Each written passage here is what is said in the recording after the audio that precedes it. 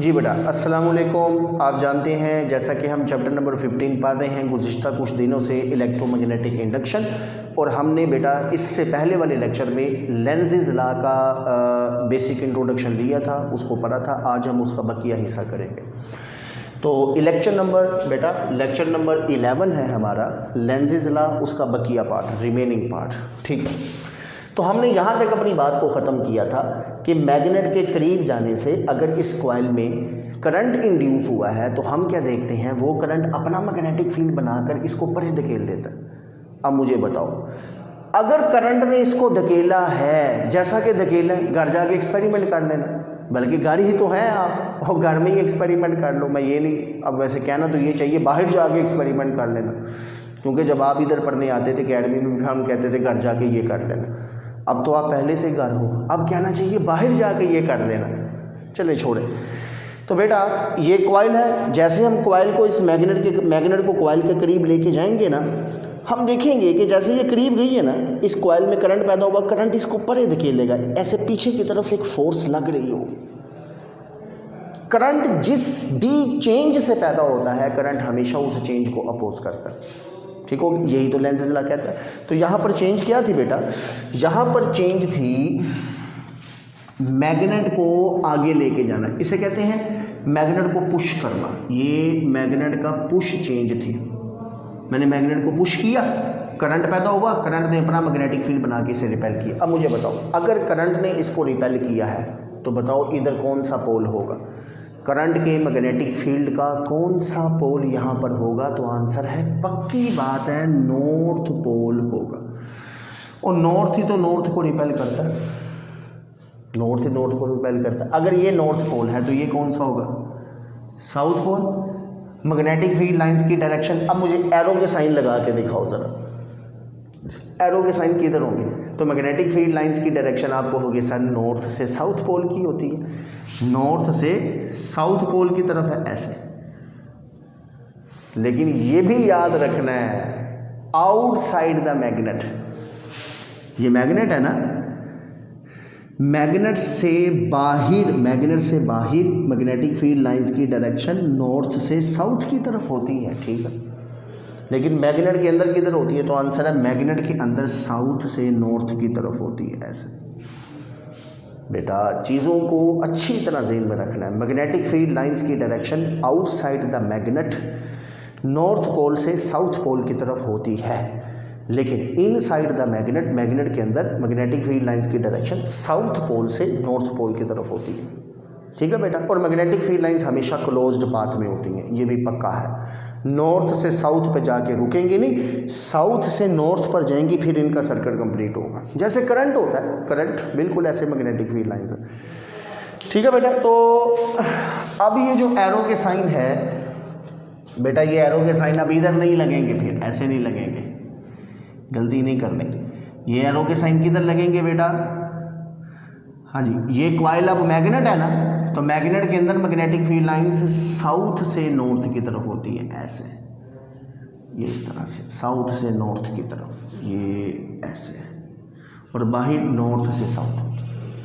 ठीक है, तो हमने ये देखा कि अगर मैग्नेट करीब गया, मैग्नेट के करीब जाने से इसमें करंट पैदा हुआ, तो करंट ने अपना मैग्नेटिक फील्ड बनाया, और उस मैग्नेटिक फील्ड का नॉर्थ पोल सामने टूवर्ड्स द मैग्नेट की तरफ करंट वाले मैग्नेटिक फील्ड का नॉर्थ पोल होगा, तो ये इसको रिपेल करेगा, और ये नॉर्थ पोल ही बनाता है। अच्छा, अगर इधर नॉर्थ पोल है तो ये साउथ पोल होगा बेटा, दिस इज साउथ पोल। तो मुझे बताओ, ये नॉर्थ ये साउथ, इस कॉइल में करंट किस डायरेक्शन में है? हाँ लगाओ रूल, क्या रूल होता था? Right hand grip rule, chapter number 14 में, जिस डायरेक्शन में करंट हो उंगलियां उधर घुमाओ, अंगूठा नॉर्थ पोल बताएगा। और वहाँ तो करंट हमें पता होता था, बैटरी लगी होती थी बेटा, इधर करंट नहीं पता, लेकिन ये पता है कि ये नॉर्थ पोल है, क्योंकि हमारे मैग्नेट को रिपल्शन का सामना हुआ है। हम मैग्नेट करीब लेके गए, रिपल्शन हुई है, अगर रिपल्शन हुई है तो ज़रूर नॉर्थ पोल सामने बना। ये पता है कि इधर नॉर्थ पोल है, अगर इधर नॉर्थ पोल है तो अपना अंगूठा नॉर्थ पोल की सिमत में रख दो, ये रख दिया। उंगलियां जिधर घूमेंगी वो करंट की डायरेक्शन, सामने घड़ी लगी है, सामने, वो सामने घड़ी लगी है बेटा, ये नॉर्थ पोल है, अंगूठा मैंने नॉर्थ पोल की डायरेक्शन में रखा, ये उंगलियां कैसे घूम रही हैं, ये ऐसे, यानी इस सिमत में, ये एंटी क्लॉकवाइज बेटा, सामने घड़ी लगी है, ये क्लॉकवाइज होगा, ये एंटी क्लॉकवाइज। तो इसमें जो करंट फ्लो हुआ है, करंट वो किस डायरेक्शन में हुआ है, तो आंसर है करंट हुआ है एंटी क्लॉकवाइज डायरेक्शन।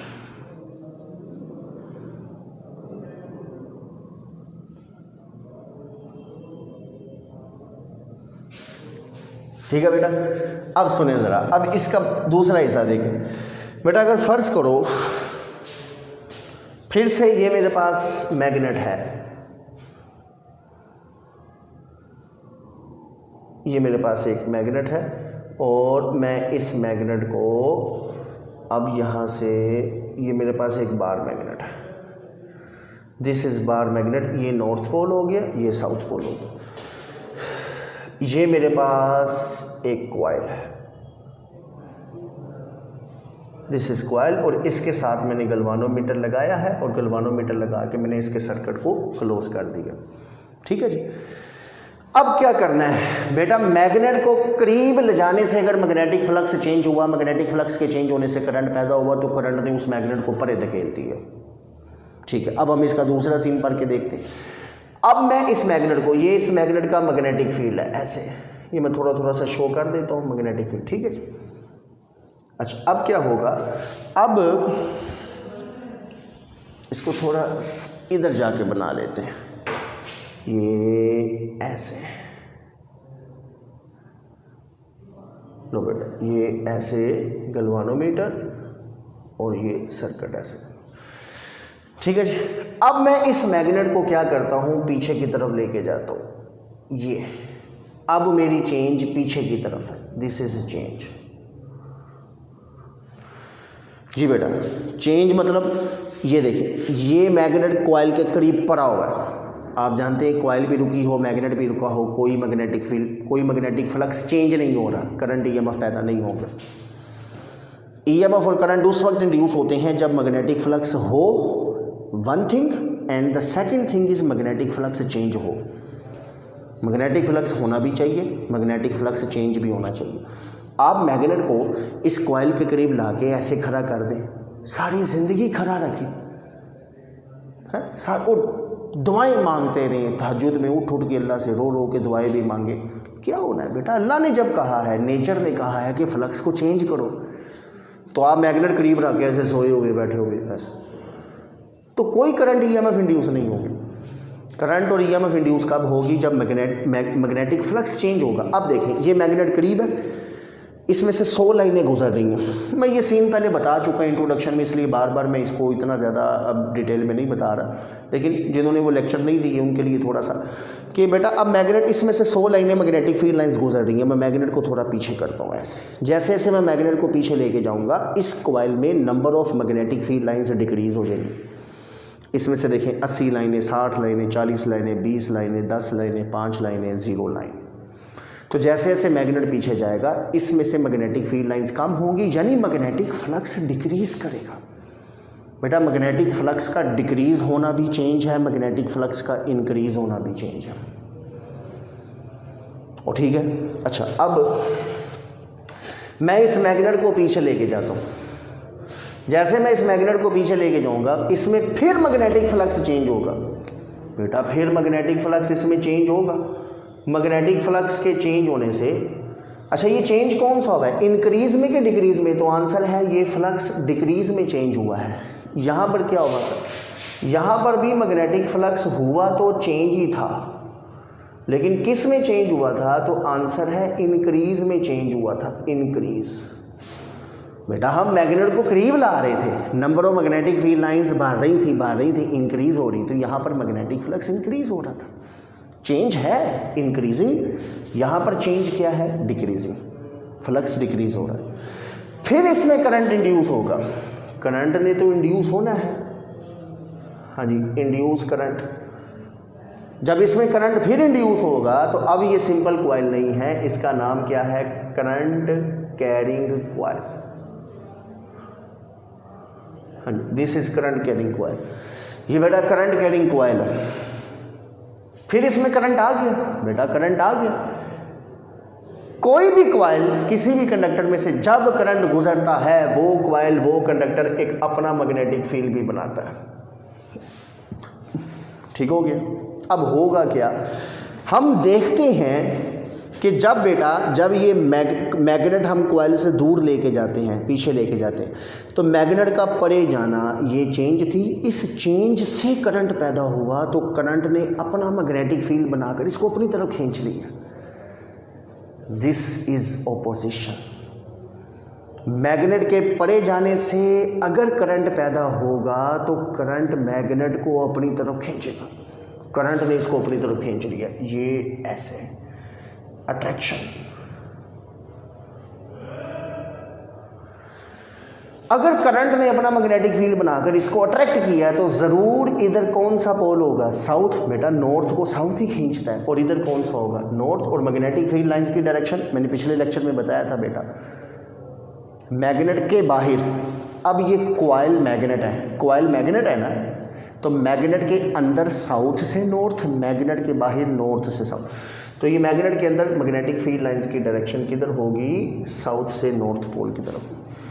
तो बेटा मैग्नेट का पीछे जाना ये चेंज थी, इस चेंज की वजह से मैग्नेटिक फ्लक्स चेंज हुआ, मैग्नेटिक फ्लक्स के चेंज होने से फिर इसमें करंट पैदा हुआ। करंट अपना मैग्नेटिक फील्ड बनाकर इस चेंज को, इस मैग्नेट को अपनी तरफ खींचेगा। उल्ट चलना है ना, अगर मैग्नेट पीछे सॉरी बेटा, अगर ये मैग्नेट पीछे जा रहा था तो करंट अपना मैग्नेटिक फील्ड बनाकर इसे अपनी तरफ खींचेगा, और अगर मैग्नेट के करीब जाने से करंट पैदा होगा तो करंट अपना मैग्नेटिक फील्ड बनाकर इसको परे धकेलेगा। आप कहेंगे सर ऐसा क्यों होता है, इसी चीज़ का नाम तो नेचर है। बेटा मैं आपको बताता हूँ, कुदरत के असूल समझाता हूँ, इस कायनात की सिमेट्री आपको मैं बताता हूँ।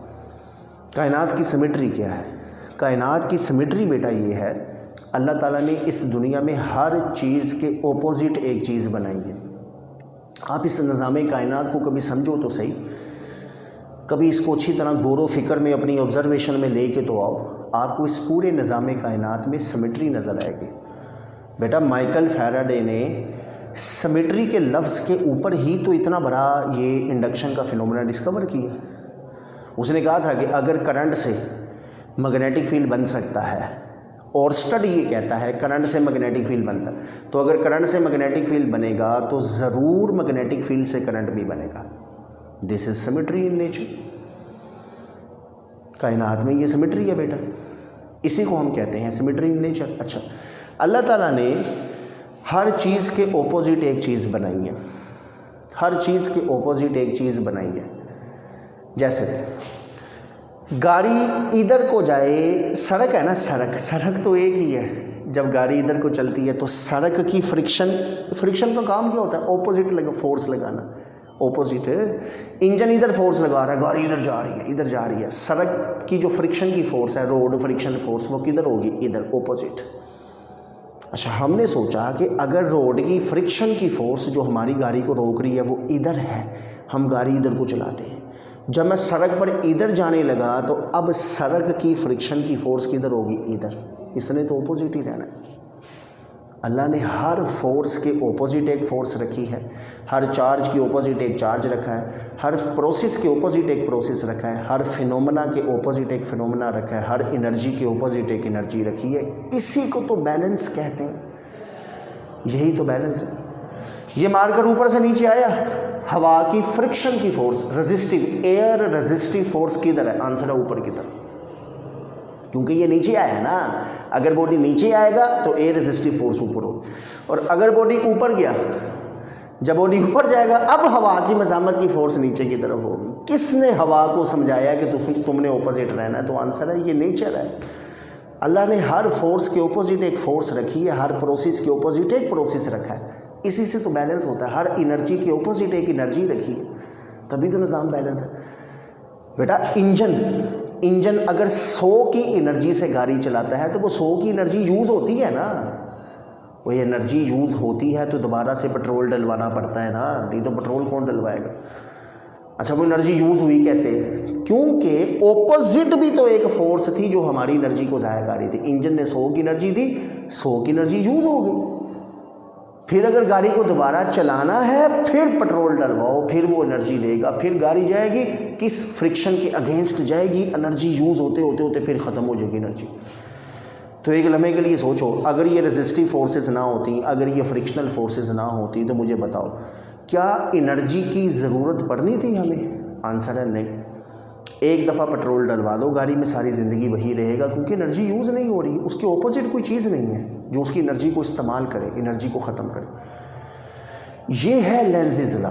तो लेंज़िज़ लॉ याद रखना, लेंज़िज़ लॉ ने नेचर को डिस्क्राइब किया है। This is natural law.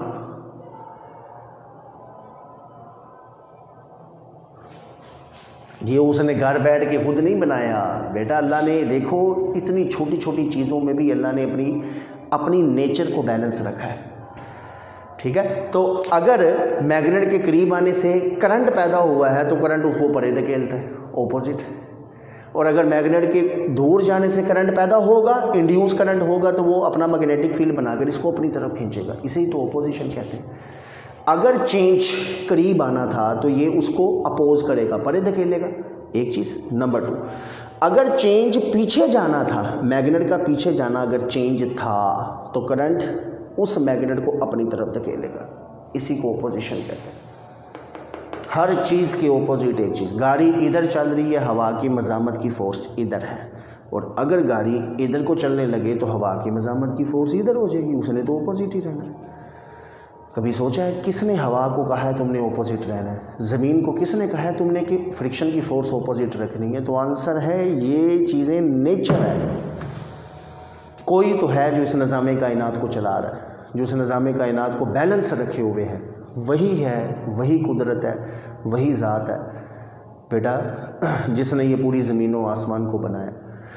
तो इलेक्ट्रोमैग्नेटिक इंडक्शन में भी ओपोजिशन होती है। दुनिया के हर फिनोमेने में, हर प्रोसेस में अल्लाह ने मज़ामत रखी है। बेटा करंट फ्लो करता है तो कंडक्टर में रेजिस्टेंस होती है, लिक्विड फ्लो करता है तो विस्कोसिटी होती है, चैप्टर 6। इसी तरह से इलेक्ट्रोमैग्नेटिक इंडक्शन में भी तो कोई फ्रिक्शन है। याद रखना, इलेक्ट्रोमैग्नेटिक इंडक्शन में फ्रिक्शन, रेजिस्टेंस, विस्कोसिटी लेंज़िज़ लॉ है। ये है, देखो हर चीज़ में ओपोजिशन तो होती है, हर प्रोसेस। उनके नाम मुख्तलिफ हैं। कभी उस ओपोजिशन को फ्रिक्शन कह देते हैं, कभी रेजिस्टिव फोर्स कह देते हैं, कभी करंट के केस में रेजिस्टेंस कह देते हैं, विस्कोसिटी कह देते हैं फ्लूइड के केस में। यहाँ भी वही चीज़ है, और वही है जो काम सड़क पर फ्रिक्शन करती है, वही काम यहाँ पर ये करंट कर रहा है। ठीक है, चलें अब बेटा अगर करंट ने यहाँ पर, अगर करंट ने इसको परे धकेला है तो ज़रूर करंट ने अगर इसको अपनी तरफ खींचा है तो इधर करंट का कौन सा पोल बना हुआ था? तो आंसर है, अगर करंट ने मैग्नेट को अपनी तरफ खींचा है ना, तो करंट जो अपना मैग्नेटिक फील्ड बनाएगा उसका साउथ पोल यहाँ होगा, तभी तो वो नॉर्थ को अपनी तरफ खींचेगा। ये साउथ है, ये नॉर्थ है। ठीक, अगर नॉर्थ पोल इधर है, साउथ पोल इधर है, तो फिर मुझे बताओ, तो फिर बेटा मुझे बताओ इस कॉइल में करंट किस डायरेक्शन में है? तो करंट की डायरेक्शन बताओ। बड़ा आसान है, जिधर नॉर्थ पोल हुआ। आप कहेंगे सर नॉर्थ पोल हमें कैसे पता चलेगा किधर है? कोई इससे पता चल तो गया, मैग्नेट पीछे जा रहा था, करंट ने इसको अपनी तरफ खींचा। हाँ, आपको पता है ये नॉर्थ है, अगर ये नॉर्थ खींच रहा है कोई, तो इधर साउथ पोल होगा, तभी तो खींच रहा है। अगर ये साउथ है करंट कॉइल का, तो ये नॉर्थ है। आपने अपना अंगूठा नॉर्थ पोल की डायरेक्शन में रखना है। ये अंगूठा मैंने नॉर्थ पोल की डायरेक्शन में रखा, ये देखिए, ये अंगूठा मैंने नॉर्थ पोल की डायरेक्शन में रखा। बेटा अब उंगलियां किधर घूम रही हैं? वो सामने घड़ी लगी है, सामने इमेजिन करो, सामने लगी। हाथ ने, ये हाथ ऐसे कर ले, ये इधर घड़ी लगी है, ये क्लॉकवाइज, ये एंटी क्लॉकवाइज। तो अब इधर देखें, हाँ जी, ये किधर फ्लो कर रही उंगलियाँ? ये ऐसे घड़ी की सिमत में क्लॉकवाइज। तो इसमें जो करंट होगा उस करंट की डायरेक्शन किधर होगी? क्लॉकवाइज डायरेक्शन, यानी इंड्यूस करंट की डायरेक्शन क्लॉकवाइज। तो मैग्नेट के करीब जाने से करंट एंटी क्लॉकवाइज पैदा हुआ है। ठीक है, जो करंट इंड्यूस होगा वो एंटी क्लॉकवाइज है। फिर हमने मैग्नेट रोक दिया। जब मैग्नेट रुक गया ना, अब ये केस दूसरा शुरू होने वाला है, क्योंकि करंट ज़ीरो हो गया। फिर मैं मैग्नेट को पीछे लेके आऊँगा। जैसे मैं मैग्नेट को पीछे लेके आऊँगा, अब क्या होगा, इसमें जो करंट पैदा होगा, क्योंकि करंट अपना मैग्नेटिक फील्ड बना के इसे अट्रैक्ट करेगा। अब जो इसमें करंट पैदा होगा उसकी डायरेक्शन कौन सी होगी, तो आंसर है क्लॉकवाइज डायरेक्शन। ठीक है बेटा। तो मैग्नेट का करीब जाना, इसको हम कहते हैं पुश। मैग्नेट को पुश करना, ये हमारी चेंज थी। करंट ने उसको रिपेल किया और मैग्नेट को पीछे की तरफ, मैग्नेट को अपनी तरफ खींचना, पीछे अपनी तरफ खींच, इसे कहते हैं पुल करना, अपनी तरफ खींचना। तो मैग्नेट का पुल, मैग्नेट को पुल किया, ये चेंज है। करंट ने अपना मैग्नेटिक फील्ड बना के उसे अट्रैक्ट किया। This opposition will be described by Lenz's law. ये है वो ऑपोजिशन जो इलेक्ट्रोमैग्नेटिक इंडक्शन में होती है, और इसी वजह से माइनस का साइन आता है। The direction of induce current is always so as to oppose the change which causes the current. Current जिस वजह से पैदा हुआ है, करंट हमेशा उस चेंज को अपोज करेगा। ठीक है बेटा। और फिर एक और चीज़ याद रखना, अगर नॉर्थ पोल, ये मेरे पास एक कॉइल है, इंपॉर्टेंट पॉइंट, ये बड़ा इंपॉर्टेंट पॉइंट है बेटा।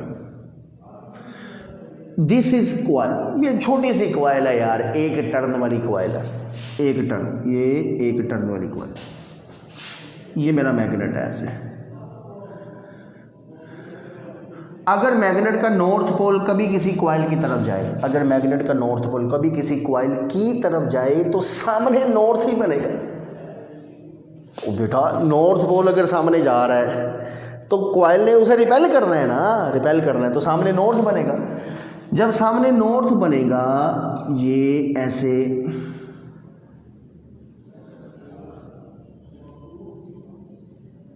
ये ऐसे, ये ऐसे, ये ऐसे। एन जो होता है ना, एन, ये देखिए एन, एन होता ही एंटी क्लॉकवाइज है बेटा। ये जो एन है ना, एन की शेप ही एंटी क्लॉकवाइज है। एन ये ऐसे,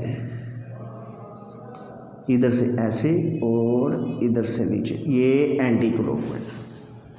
तो जब भी बेटा हमेशा याद रखना, जब भी कॉइल नॉर्थ पोल बनाएगी, नॉर्थ, तो नॉर्थ का एन की बनावट ही एंटी क्लॉकवाइज, एंटी क्लॉकवाइज। तो हमेशा करंट कैसा होगा, एंटी क्लॉकवाइज। यानी अगर आपसे सवाल आता है कि एक कॉइल है, उस कॉइल ने टूवर्ड्स मैग्नेट, मैग्नेट की तरफ उसने अपना नॉर्थ पोल बनाया है, तो बताओ उस कॉइल में करंट कौन सा होगा, तो आंसर है एंटी क्लॉकवाइज, क्योंकि नॉर्थ का एन की शेप ही एंटी क्लॉकवाइज है। तो जब भी हम मैग्नेट के नॉर्थ पोल को किसी कॉइल के करीब लेके जाएंगे ना, सामने नॉर्थ बनेगा, और नॉर्थ पोल हमेशा किस करंट को रिप्रेजेंट करता है, एंटी क्लॉकवाइज। हाँ जी, दूसरा सीन देखें। और अगर कभी हम नॉर्थ पोल को, बेटा अगर कभी हम नॉर्थ पोल को पीछे की तरफ लेके आए,